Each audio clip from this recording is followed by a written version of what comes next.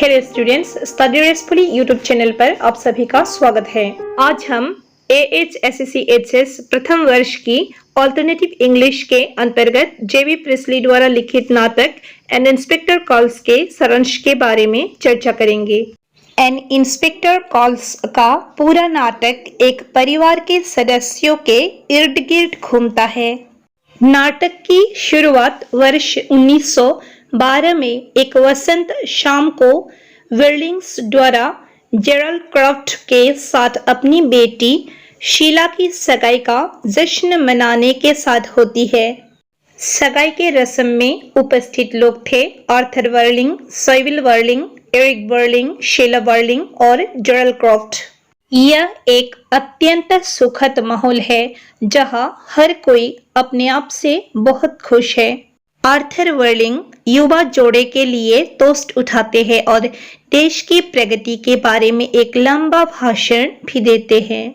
वह सुख और समृद्धि की भविष्यवाणी करता है और देश की प्रगति के उदाहरण के रूप में बिल्कुल न डूबने वाले टाइटैनिक पर टिप्पणी करता है जो सिर्फ एक हफ्ता पहले रवाना हुआ था। यह उदाहरण शायद पाठक को एक आसन्न विनाश का एहसास कराता है जो पात्रों और उनकी खुशी का सामना कर सकता है। उनके भाषण से यह स्पष्ट है कि आर्थर वर्लिंग एक चतुर और सांसारिक व्यवसायी व्यक्ति है। एरिक के साथ महिलाएं दूसरे कमरे में जाती है और आर्थर और जेराल्ड बातचीत करते रहते हैं और आर्थर जेराल्ड से कहता है कि वह अगली सम्मान सूची में शामिल हो सकता है, जिसका मूल रूप से मतलब यह है कि पूर्व लॉर्ड मेयर होने के नाते आर्थर वर्लिंग को व्यवसाय में और समाज के लिए उनके योगदान के लिए नाइटहुड प्राप्त हो सकता है। वह इस बारे में विस्तार से बताता है कि सफल होने के लिए प्रत्येक व्यक्ति को अपने लिए कैसे काम करना चाहिए और एरिक के लौटने पर इसी क्षण दरवाजे की घंटी बजती है।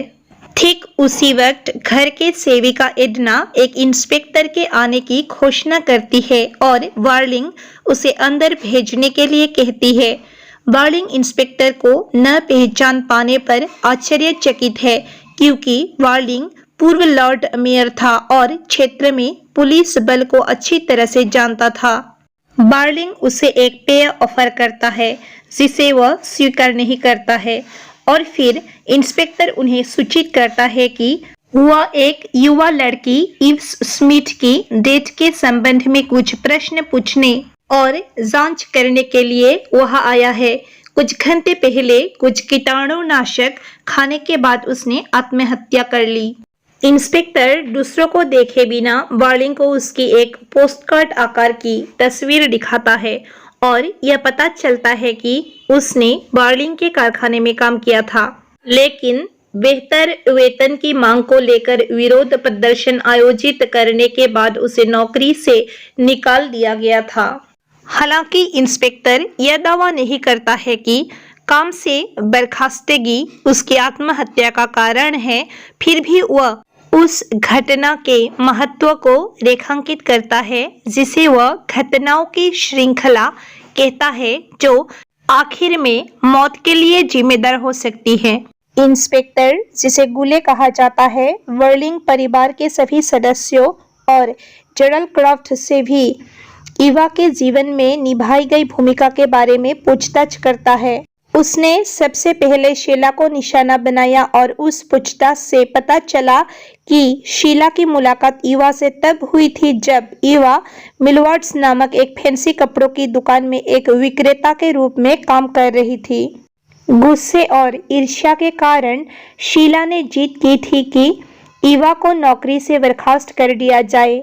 एक प्रभावशाली व्यवसायी और पूर्व लॉर्ड मेयर की बेटी होने के नाते मिलवर्ड्स के मालिकों ने उनकी बात मान ली और ईवा को अपनी नौकरी से हाथ धोना पड़ा। हालांकि वह एक ठंडी, संवेदनाहीन व्यक्ति के रूप में सामने आती है, लेकिन शीला वास्तव में इस पर जबरदस्त अपराध बोध महसूस करती है और उसे अपने कृत्य पर बहुत पछतावा होता है इसके बाद धीरे धीरे यह पता चलता है कि डिनर पार्टी का प्रत्येक सदस्य किसी न किसी तरह से ईवा की अंतिम आत्महत्या की हिस्सा है। फिर हमें इंस्पेक्टर गुले से पता चलता है कि ईवा स्मिथ ने अपना नाम बदलकर डेजी रेंटन रख लिया था और इसी नाम का इस्तेमाल करते हुए उसकी मुलाकात जेराल्ड क्रॉफ्ट से हुई थी। उसके और जेराल्ड के बीच कुछ समय के लिए प्रेम का संबंध था। हालांकि शेला उतनी परेशान नहीं थी जितनी उम्मीद थी, क्योंकि उसने पहले ही इस तरह का कुछ अनुमान लगा लिया था जब जेराल्ड पिछली गर्मियों में बहुत अलग थलग था। हालांकि वह सगाई की अंगूठी लौटा देती है जो जेराल्ड ने उसे कुछ समय के लिए दी थी। हमें यहाँ पता चलता है कि जेराल्ड उससे तब मिला था जब उसे वास्तव में पैसे और आश्रय की आवश्यकता थी और जेराल्ड ने उसे पूरा किया, लेकिन बाद में रिश्ता तोड़ दिया। इंस्पेक्टर की सूची में अगला नाम श्रीमती वर्लिंग का था। यह पता चला है कि ईवा स्मिथ ने मदद के लिए श्रीमती वर्लिंग की चैरिटी समिति से संपर्क किया था, क्योंकि वह गर्भवती थी और होने वाले बच्चे के पिता ने उसे छोड़ दिया था। श्रीमती वर्लिंग ने अपने प्रभाव का इस्तेमाल करते हुए उसे किसी भी तरह की मदद देने से इनकार कर दिया और ईवा के साथ उसने जो कुछ भी किया उसके लिए कोई जिम्मेदारी स्वीकार नहीं करने के बारे में पूरी तरह से अड़ी हुई है। श्रीमती वर्लिंग इस बात पर जोर देती रही कि ईवा की मदद करने की पूरी जिम्मेदारी उस आदमी की है जिसने उसे गर्भवती किया था। वह लगातार बताती रहती है कि कैसे उस आदमी को पकड़ा जाना चाहिए और ईवा की मौत की सारी जिम्मेदारी और दोष लेने के लिए मजबूर किया जाना चाहिए।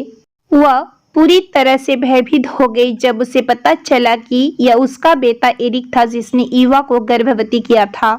हमें यह भी पता चला है कि एरिक अपनी शराब पीने की समस्या को सपोर्ट करने और ईवा के लिए उपहार खरीदने के लिए अपने पिता की फैक्ट्री से पैसा चुरा रहा है।